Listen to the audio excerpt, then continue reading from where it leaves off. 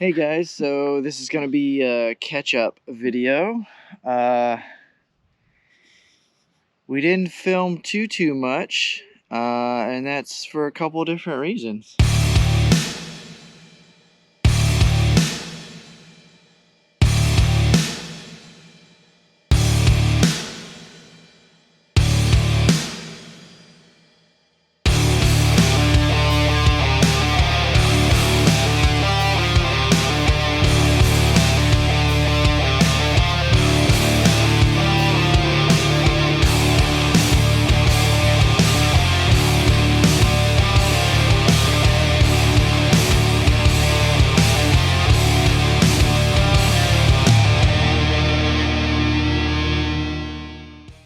Basically, where we left you off, we were really struggling with the idea of filming what we were doing with the trailer.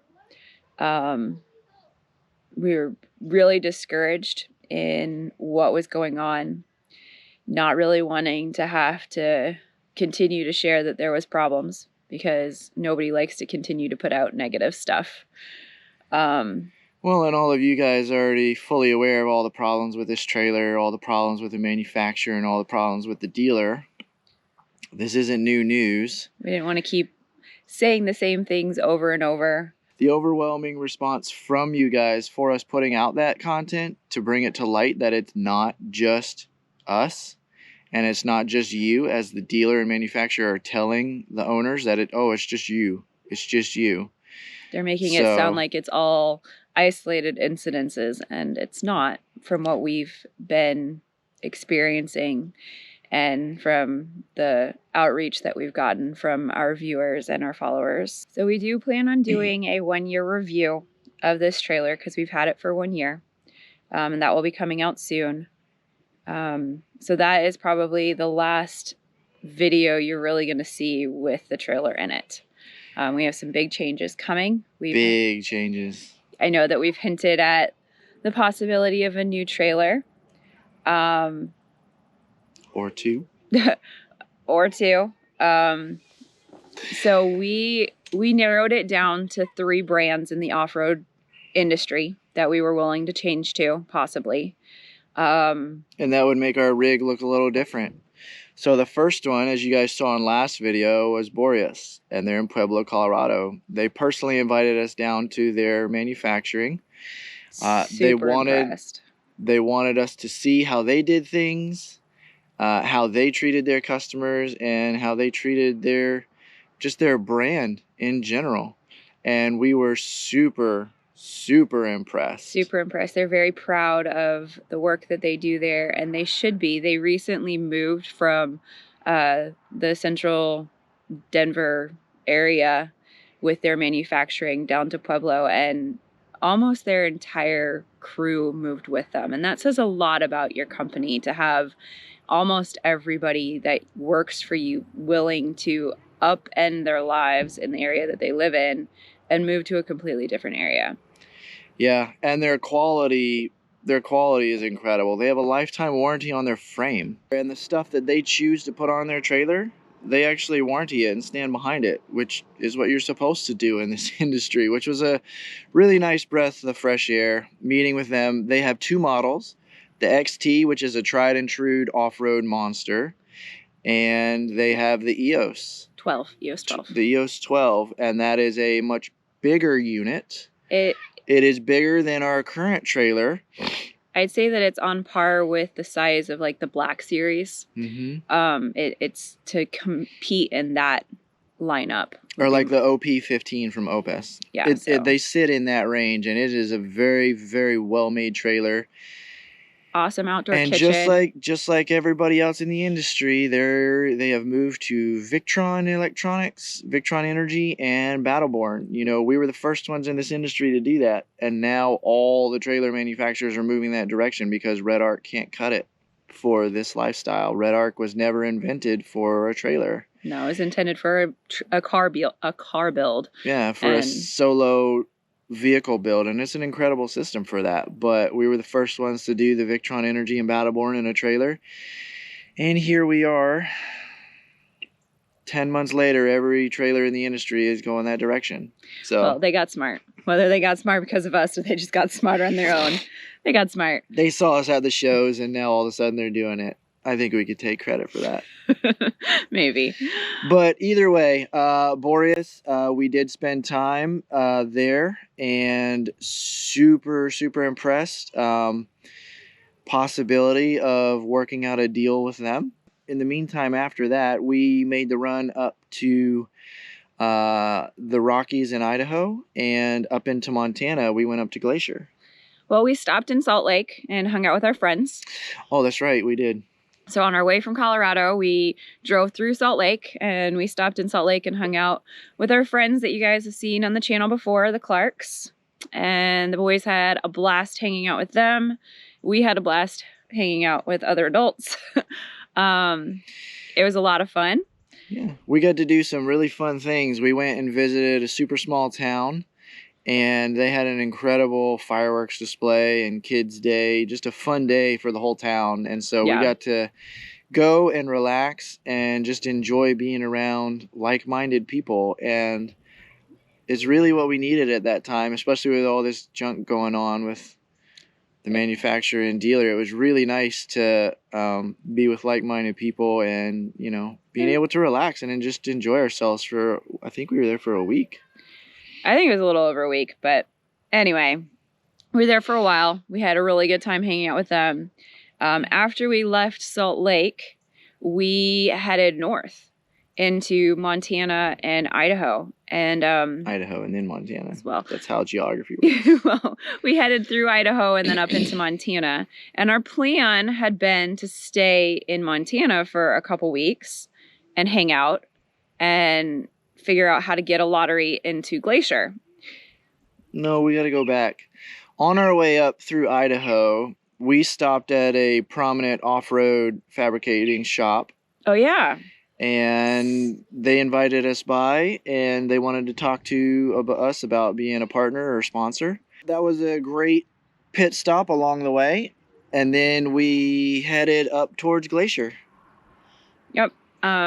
So like I said, our plan was to head to Glacier or be in Montana and the Glacier area, and we were hoping that we were going to be able to get a lottery to get in so we could do the Going to the Sun Road and all of the stuff inside the park, because at the time there was still a lottery going on.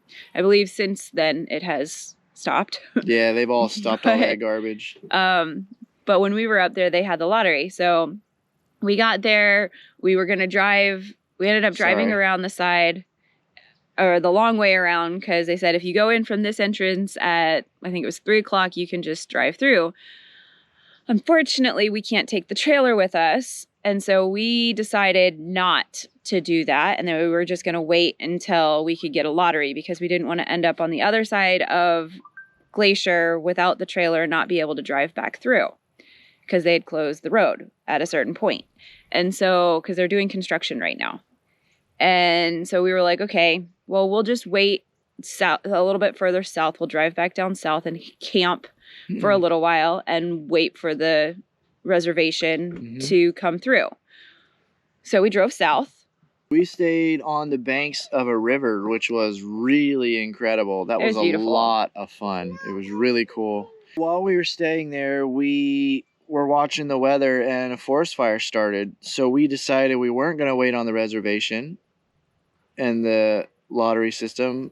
So then we started to head south. We were going to stop back by the fab shop and solidify a deal.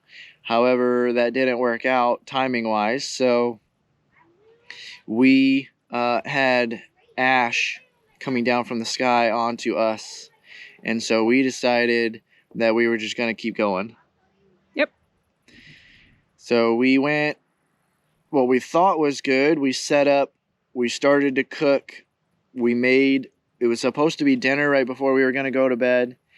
And the ash started coming down again. And so we picked up and we drove another 3 or 4 hours into the dark. And stayed. I don't even remember where we stayed. I don't remember where we stayed either, but we pulled a quick one-night And then when we woke up in the morning, the ash was coming down again. And so that we decided we were going to do an 8-hour run. We just drove all the way back to View at that point. Yeah. Because we were Wyoming. already far enough south that it wasn't worth trying to wait it out and come back up. It's between Laramie and Cheyenne in Wyoming. So we headed there, and because we know that we can get spots there, and we figured that was far enough south away from the Montana fires. We knew that we wouldn't be affected by, at least not horribly, by the smoke there. So we went down, and we figured that would be a good place for us to regroup and figure out what our next plans were going to be. Yeah, because with the fires and the smoke moving, we knew we'd have at least 2 to 3 day window. And so that's the drone footage you're going to be looking at now while we're still talking. But this is one of our favorite places to be. There's so many campsites that we like. So much of it is spread out. If you like to hike or mountain bike or horseback ride or even 4-wheel drive, there's plenty of stuff to do here. Bunch of bouldering. The boys really like being able to climb on the rocks and all of the sites that we've enjoyed. It's great crawling for the boys crawlers. It's a really good place for us to go to and kind of regroup. We've found that that's kind of one of our go-to spots. We enjoy it a lot. It's close enough to a grocery store. There's enough space in the area that you can be there and then move and be in another spot if you need to be somewhere long-term. It's a really good spot for us. So there are people that take big travel trailers and big fifth wheels in there. They come in from the one direction though. We like to 4-wheel drive, so we come in from the hard way. And you truly have to have a capable 4-wheel drive to go in the way that we choose to go in.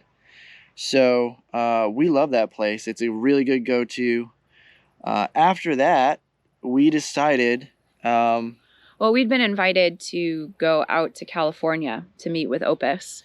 Yep. For a while, like well before a year. Well before we even got this trailer, we were talking about getting an Opus because that was our initial plan. The OP4. We were looking at when we first started looking at overland capable rigs that could hold 6 people comfortably. We were looking at the Opus. It's a tried and true platform. It's been tested on extremely hard tracks in Australia, and it is a very bulletproof rig. And that's what we were looking for from the beginning. Plus, we had not seen too much of California, and what we were going to try to do is we were going to try to snake through all of the national parks and places out there on this trip through California. And so we made the decision, good or bad, to head to California. So keep in mind, this was in August, and gas prices were not very friendly at that time. No, gas prices were $6-7 a gallon. So we got into California and immediately regretted our decision to go to California. Not because we didn't like the place. It's very beautiful there. When we first went in, we did... what is the climb there? The Donner Party. Yeah, the Donner, whatever Pass? it is there. Donner Pass. Donner Pass. And we actually, right at the top of the pass, there's a 4-wheel drive trail. And we camped up there. And so we 4-wheel drived in, and it was beautiful. It's a pretty good 4-wheel drive trail to get up in there. And we camped there for one night. Yes, we only camped because it got cold. It almost snowed on us. Yeah, it got cold fast, but we were way, way up in elevation. So that was beautiful area there. Yeah, so we decided to head down just because of how cold it was.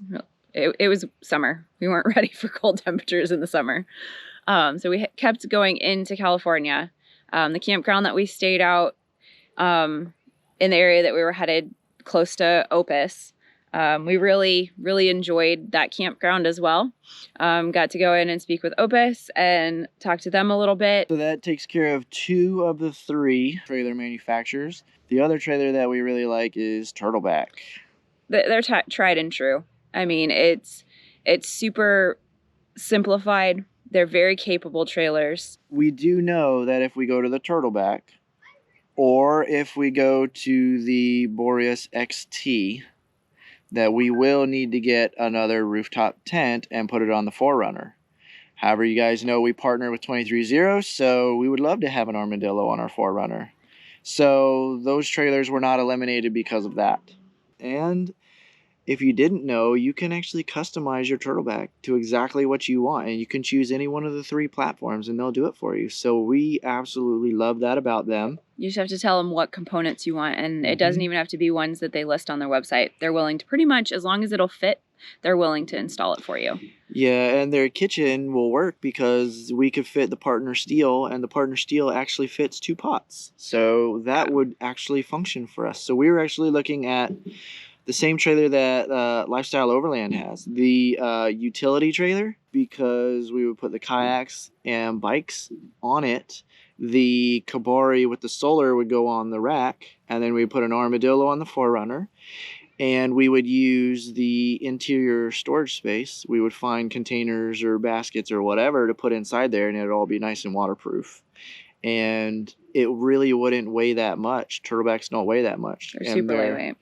They're extremely capable off-road, so we could drive a little faster on some of the more aggressive trails if we chose to. I don't think we would. However, that leads us back to what we spoke about many times on our channel, is we always, from day one, we wanted a 5th wheel and a truck, and either an off-road rig or an overland rig, so that we could hub and spoke. So if you've been following our channel or have looked back into the backlogs of our videos, you know that initially we were planning, when we initially started looking, our plan was always to do the 5th wheel first. And we looked at 5th wheels, and then eventually we settled on the toy hauler, and we were going to do the 398MR for residential from Momentum, it's a Momentum from Grand Design. And we've thoroughly looked into that, and that was what our plan was. And then when Jeremy's accident happened, our plans had to change, and here we are today. So you can see those videos. I'll link to the truck accident as well as the tours of the 398M. I'll put the cards up here, and we'll have that playlist at the end of the video. So right now, I think the boys have made hints that they are wanting some more space. We are all kind of ready to have a little bit less time in the elements. We've all had enough of cooking and eating in the rain and the cold and the snow and the wind. And so moving to the 5th wheel is going to be good for us. We're not leaving the overlanding rig behind. So how are we going to keep doing this while we're doing that? And that comes down to the state that we register in lets you plate side-by-sides. And so we have already spec'd out a side-by-side with a full cab, and it is able to be plated. Which gives us the ability to have basically a run-around vehicle in the area that we're at, as well as a play vehicle. So we could go play and do 4-wheel drive trails. We could use it to go do laundry, to do the honeypot, go get water, run around town and run errands, get food, you know. It has a hitch, so we can put the bike rack on it and go run the bikes to the bike trail. We can use it to be the second vehicle for the kayaks, so we can go float down the river and have a pickup vehicle. And so that's what we're going to do. And then because we love to winter in the snow, having a side-by-side with a full cab would be nice as well, because then we can still get out and use it and, you know, still go get water, food, whatever we need. I think right now the biggest thing is we're focusing on getting the 5th wheel and the truck and the side-by-side, because that's the next step for us. Yeah, we are focusing on that. And it's not the truck and the 5th wheel and the side-by-side were going to happen whether or not this trailer worked out. That was the actual next step that we're taking. And instead of stopping that process so that we could figure out our overland rig, because Black Betty's over 130,000 miles now, and the boys are growing, so the 3rd row seat is getting a little tight, and the trailer is having all of its issues, and then we got to start figuring out space for the boys for a second tent to put on the Forerunner or something. Instead of stopping our pathway to the truck fifth wheel and side-by-side to take care of this rig.